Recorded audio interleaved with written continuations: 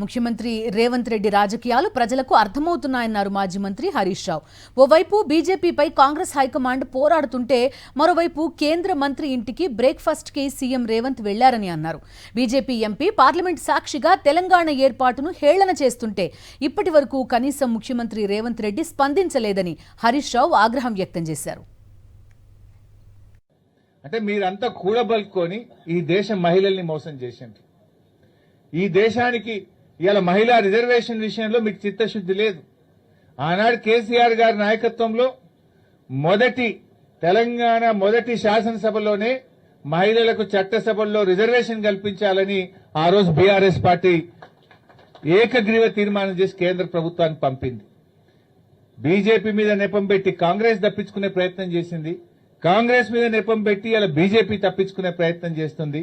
రెండు పార్టీలు కలిసి ఈ దేశ మహిళలకు ఇలా తీరని అన్యాయం చేస్తా ఉన్నారు.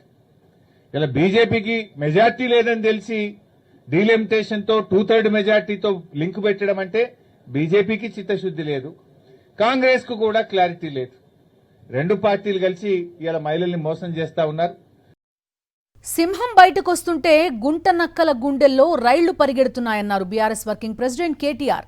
ఏడాది తర్వాత కేసీఆర్ బహిరంగ సభకు వస్తుంటే కాంగ్రెస్ ప్రభుత్వం కుట్రలు కుతంత్రాలతో అడ్డుకునే ప్రయత్నం చేస్తోందన్నారు. 2 ఏళ్ల నుంచి మేడిగడ్డకు వెళ్లేందుకు తీరికలేని రేవంత్ రెడ్డికి కేసీఆర్ సభ రోజే సమయం దొరికిందా అని ఆయన ప్రశ్నించారు.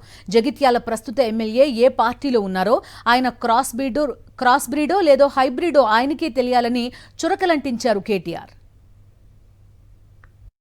సింహం బయటికి వస్తా ఉంది అంటే గుంటనక్కల గుండెల్లో ఇలా రైళ్లు ఉరుకుతున్నాయి. కేసీఆర్ గారు 1 సంవత్సరం తర్వాత ఒక బహిరంగ సభకు వస్తున్నారంటే ఎన్నో రకాల కుట్రలకి కుతంత్రాలకి తెరలేపి కాంగ్రెస్ ప్రభుత్వం జగిత్యాలలో జరగబోతున్న జైత్రయాత్రను అడ్డుకునే ఒక చిల్లర ప్రయత్నం చేస్తా ఉంది.